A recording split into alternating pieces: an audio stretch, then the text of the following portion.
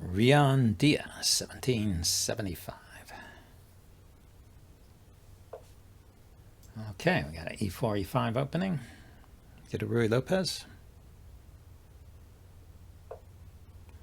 I guess so. This, I don't think this quick bishop development is good, but I guess it doesn't lose. It's just asking for me to play this trick. This take the pawn trick. I mean, I play with bishop to c5 myself, but I do a few other moves first. I kick the bishop and things like that. Okay, so he is kicking my bishop first. Where should I go? If I go back here, he'll kick it again, so that just gives him an extra tempo. How about if I go back here? This pawn is not under fire.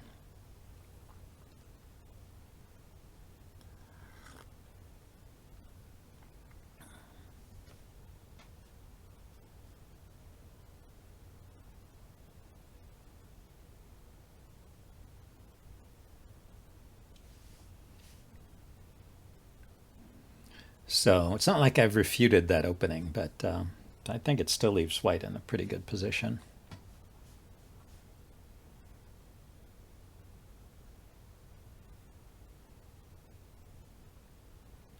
And I don't know what the best moves for black are, but I don't think these are they. I think the best move is to bring your bishop back here to defend the knight, so that I don't win the bishop. I won't take the knight instead. These moves like these checks and things, they are just giving me an extra tempo, and then this is not the greatest square for that knight either.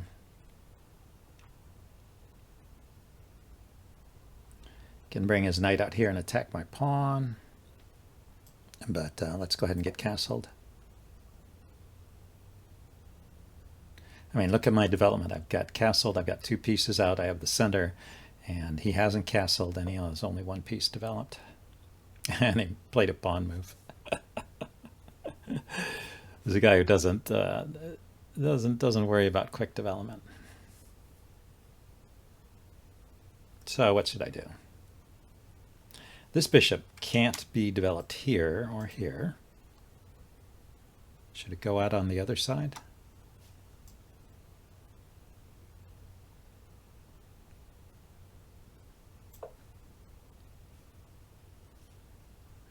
And he doesn't have a dark squared bishop to take advantage of this weak knight I just created.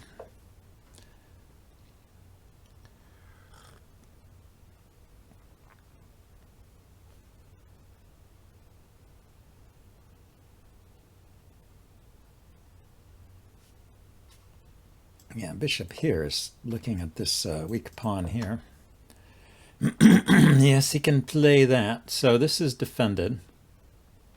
I was thinking maybe step aside with the queen, bring the rooks to the center.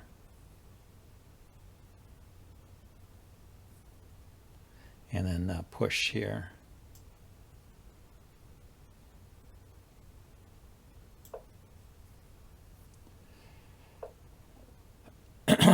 So right here first.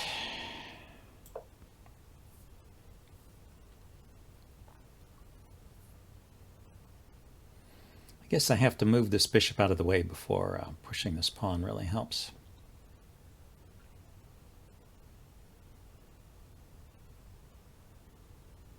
Maybe bring the other rook to the center too.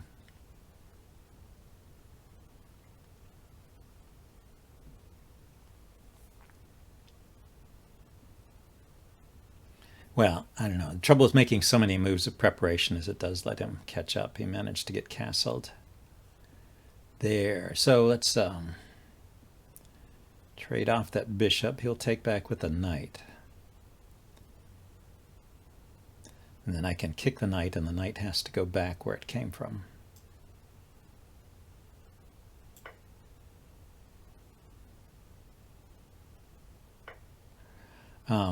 If I play...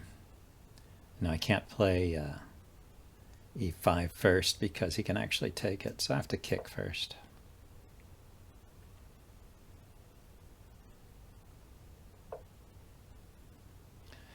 Now I can push this pawn. Yeah, if I put the rook here, though, I can push this pawn, and when he takes, I take back, and it's hitting the knight and the queen simultaneously.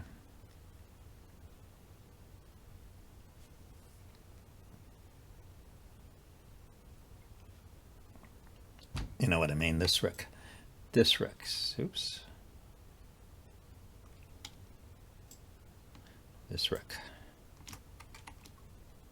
Hitting the queen after the exchange. And the pawn is still hitting the knight.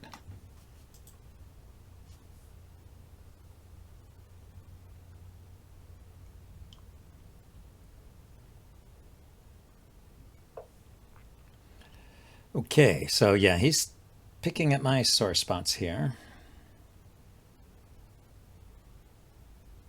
But there's not an immediate problem, so let's do this.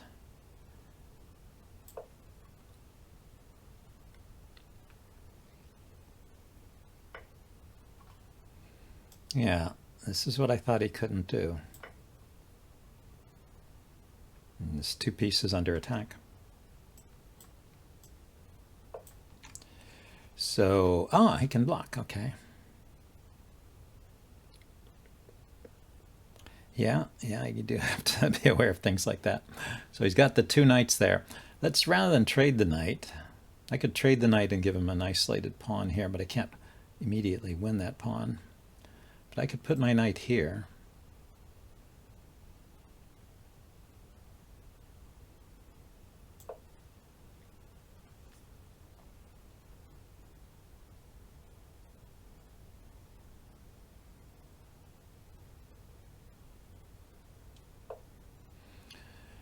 Okay, the queen is looking at this square.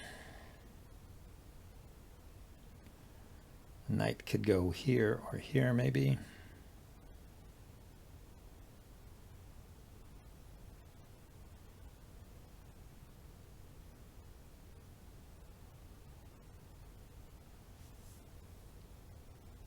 Pawn up is a fork, but his knight can take there with a check.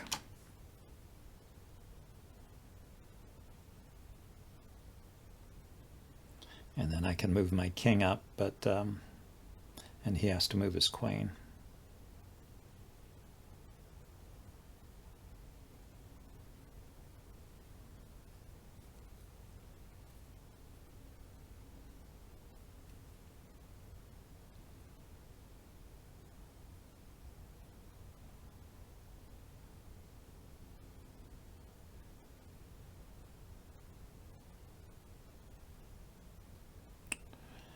I wonder. Having those 2 knights there is pretty annoying, actually. See, if I had a knight here and I push this pawn, he takes, I take with the knight, he takes, I take with the rook.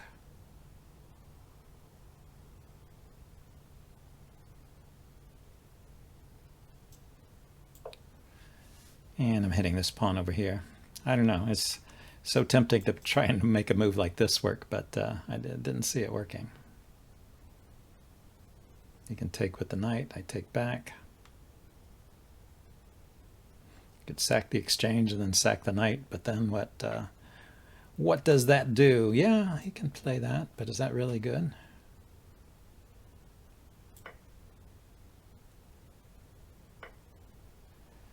So I can take this knight right away. I think I will, because otherwise the knight hopping in here was pretty dangerous. And now I can push here. Also opens up this diagonal for my bishop.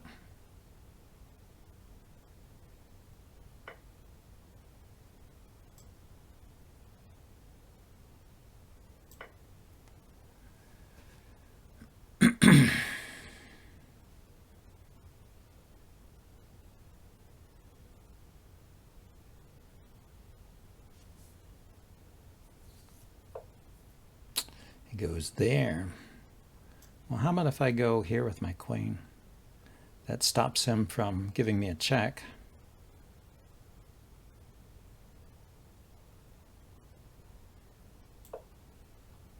Threatens mate. He can defend with the rook. Or the queen, I guess. No, he can't defend with the queen. He can defend with the rook. And I could put my bishop here. Yeah, so bishop here.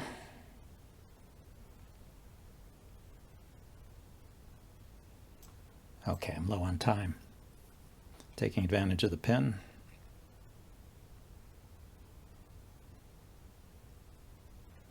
There was also a pin going this way, so I had to chase that rook away. Oh, gives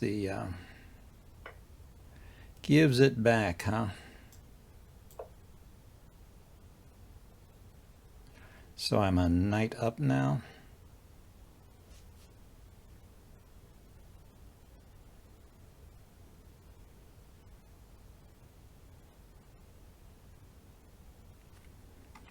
And my knight can come back here, defending my rook. Queen still protects against checks.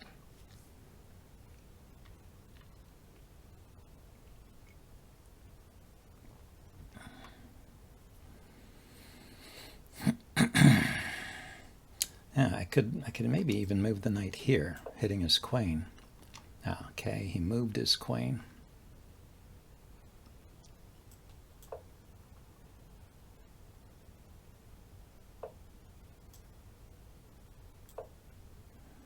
If he takes the knight, I take his rook. If he takes the rook, I take back with the knight. 4 seconds. Well, good thing I have increment.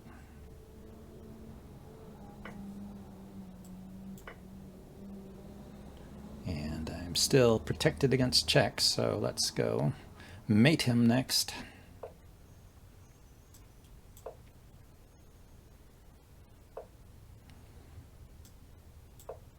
I don't know, I'm just putting my queen where it protects my pieces here.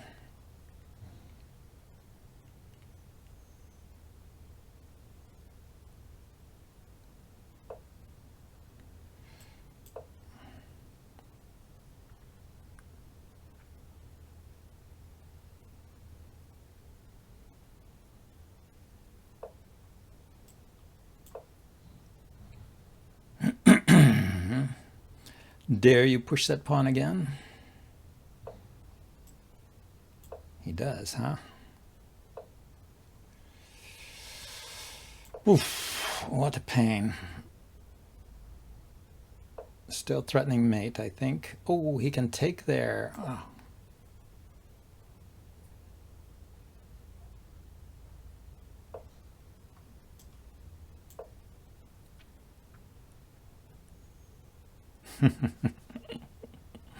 Can I mate him, huh? Knight can come here, but I would need to do it with check.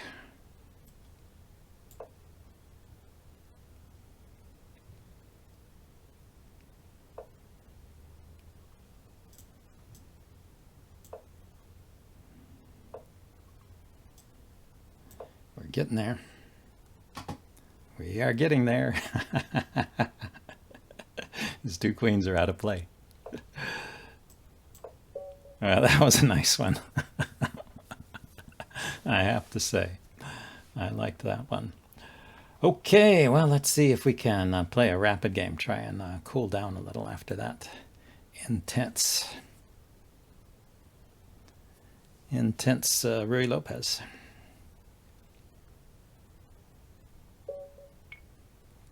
I'll play a Reti. I haven't played one of those in a while. Scunner 23, 2024. Oh, we can play a Reti gambit.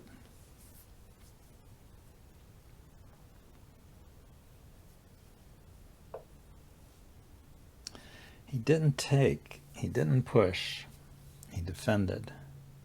So if I take,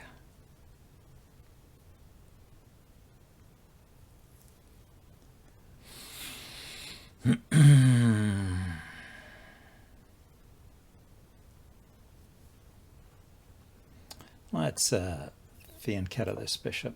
See what he wants to do.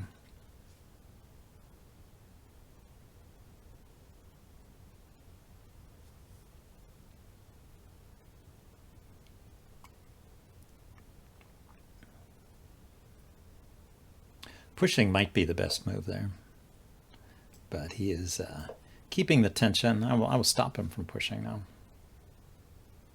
I think that stops him.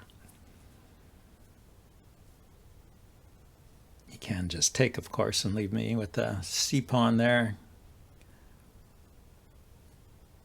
It's not too bad. I'm going to fianchetto the other bishop next, I guess, and castle.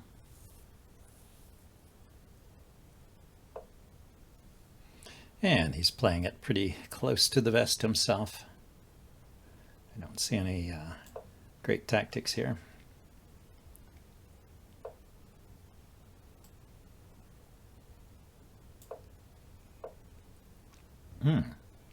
He's doing a counter fianchetto, of course. Makes sense, makes sense.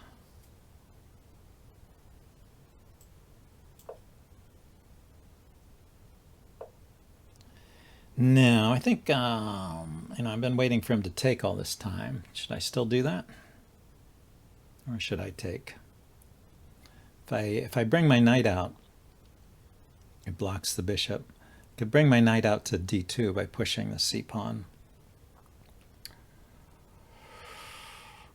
Pushing the d-pawn, I could bring my knight out to d2.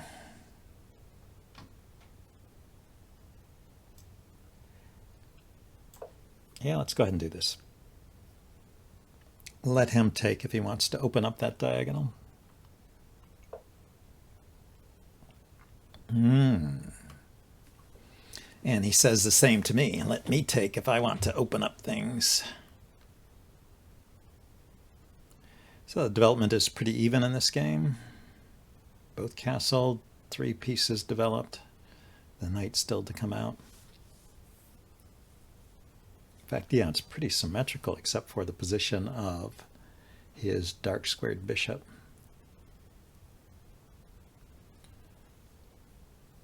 So if I take and he takes back with the bishop, that's not really the best position for that bishop. I can push this pawn forward and the bishop has no real target there. And it does open up this diagonal for my bishop. So he takes with a pawn. So now if I take again and he takes with the bishop again, that doesn't really do too much for him. So, oh, he could take with the knight. Might be a good square for the knight, but he'll probably take with a pawn. And so we're going after the so-called hanging pawns position. So first you blockade the pawns. This is like classic Nimzovich here. Blockade, restrain, blockade, destroy.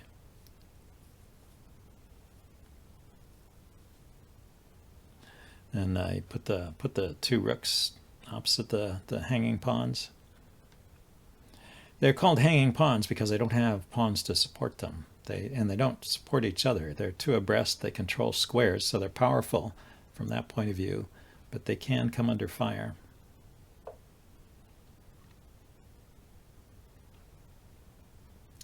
Should I start by moving my queen out of the way and bringing a rook in? Or should I move my knight?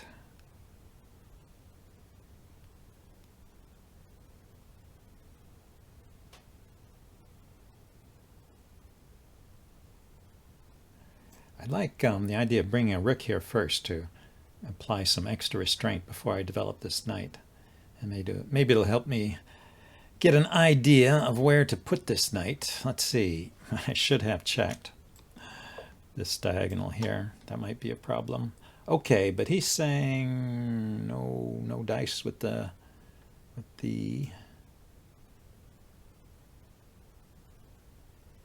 knight.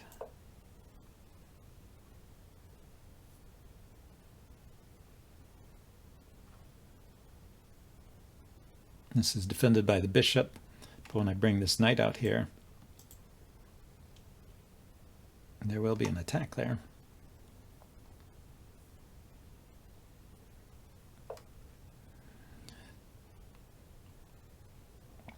Okay, so yeah, he gets rid of that dark squared bishop. Let's see, and I can't put my knight out here because he takes, I take, he takes. So, and I don't want to move my bishop off that diagonal. Let's go here. So he did maneuver that bishop around to eliminate that one kind of weakness he had, which is not really a severe weakness. It was just the one thing that was different about his position compared to mine. Now I can't go here. I can just take it. And if I move my knight here, he can put his knight there. So yeah, he caught me in a little bit of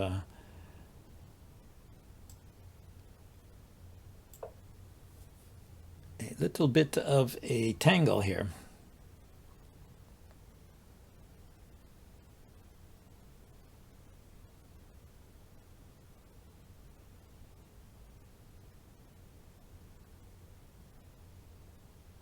He takes, I take, this knight comes here, then I can put the rook here. Right. He takes, I take. This knight comes forward, my rook comes here to prevent his knight from jumping in. But he just ups the tension instead. So I think I have to either chase that knight away or take it.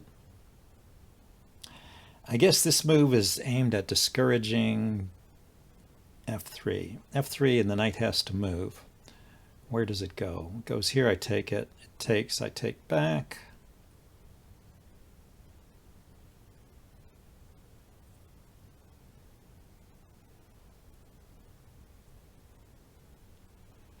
I think I will play f3 anyway. His knight might also go to this square or this square. We'll find out. Ask him what he wants to do.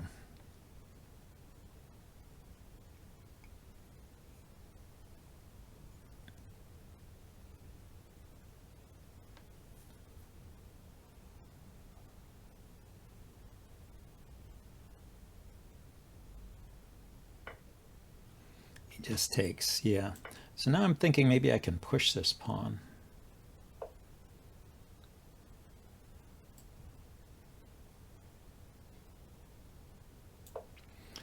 Okay, kind of forced me to push. Couldn't take. I didn't want him to take.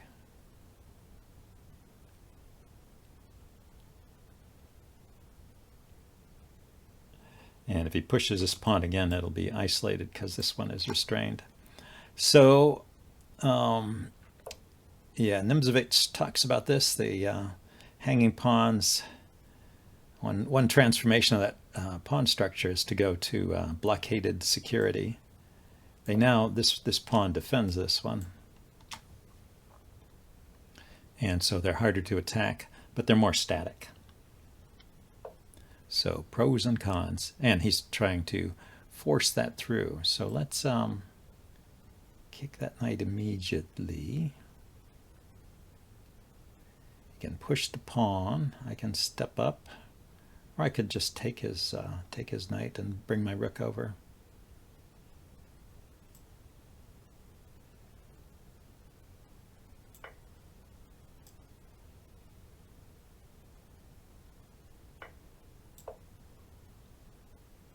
He has a light squared bishop. That's an important point here. So if I were to try something like this, you could have a nasty skewer there. Maybe I should reposition my bishop here.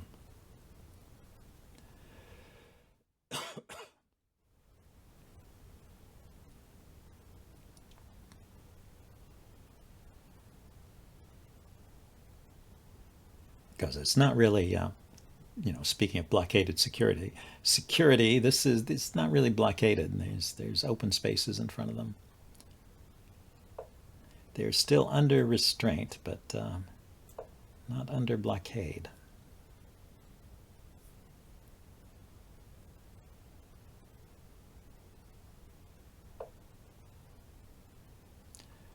So here to hit the bishop, gain a tempo, and then I'll take that pawn.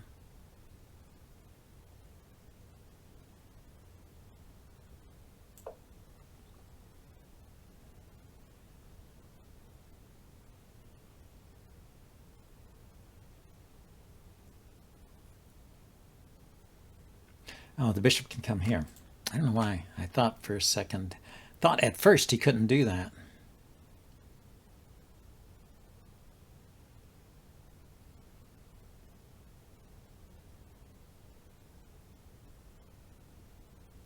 I can go here with check.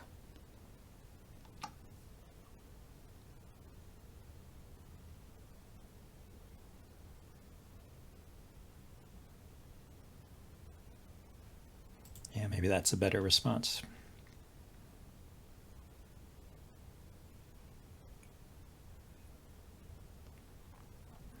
And I was forgetting for a second that this pawn is loose after I take. I was thinking just taking, but he's got bishop takes here. So he defended the bishop. Okay, so let's go with the check.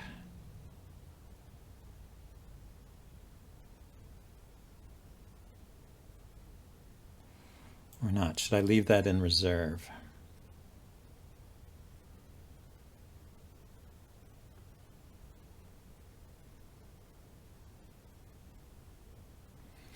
What's he going to do with the check? He could block with... No, he can't block with the bishop. He could block with the rook or move his king. Not sure. Yeah, I can't quite get enough pieces together to defend all this. Right? I can put a bishop here, but he can just take. I can take. He can take here.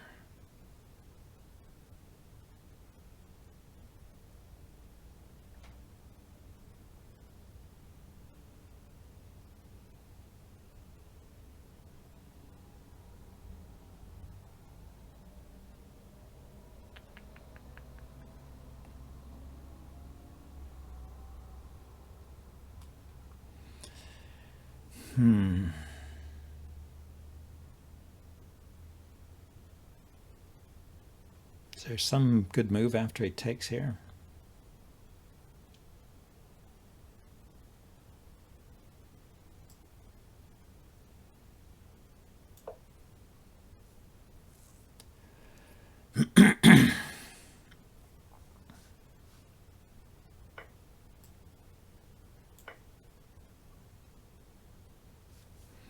Yeah, I think he just won a pawn for no particular reason.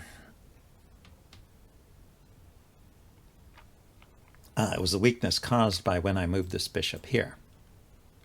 I was trying to do a good blockade with that bishop, but it was leaving this diagonal underdefended. Let's see. So he wants to take with the rook. Yeah, I go here. He can take here with check, and then I'll take back.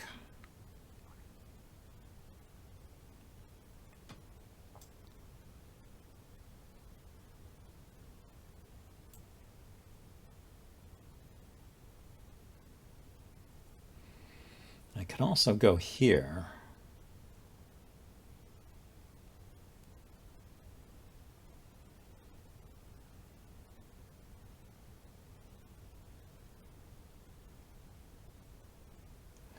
See, I go here. He takes, I take. He takes, I take. Yeah, I can't dislodge his queen from that. I think let's go ahead and establish this blockade and see if we can maintain it. And of course, watch out for the mate threats. The mate threats on that diagonal. But if he puts his, if he takes and I take, say he takes, I take, and then he puts his queen up here, I can put my bishop here.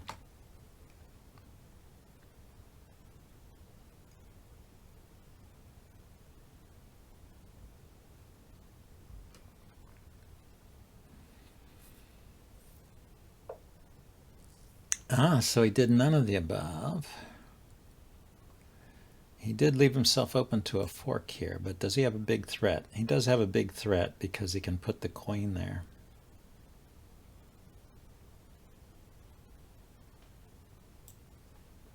He can put the queen here. I could put my queen here.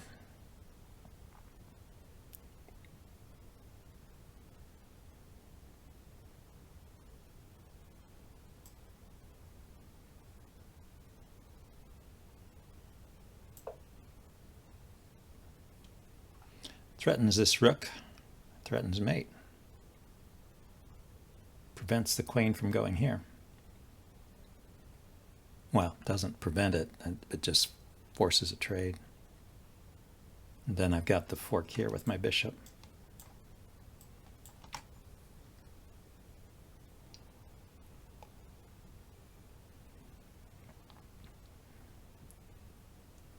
Let's see if he finds a way out of this one.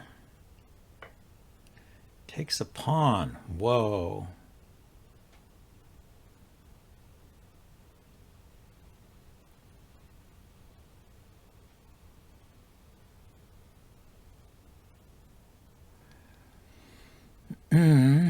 So I take queen here, check. See, just going for the draw, or is there a mate there? Queen here, check. Can't go this way. I have to go this way. Queen here, check. It is a mate. It is a mate. So what do I do to avoid the mate? I can go here with the king. He can check. I can go here with the king.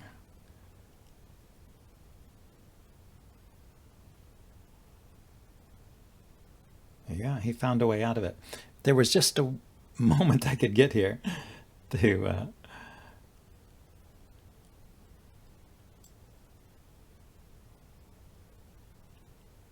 I could just get a moment here. If I go here, what's he going to do? Check?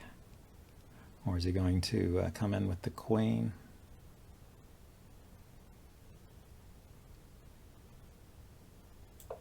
Well, we'll see. But that was just a mate there if I took. Seems like it. We can check that out after the game maybe.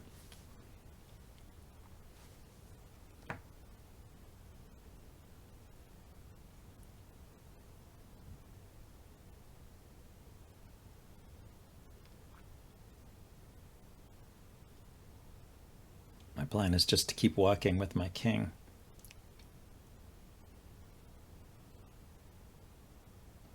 There's still a mate threat hanging over his head here, so it's not okay. So I was just going to go here.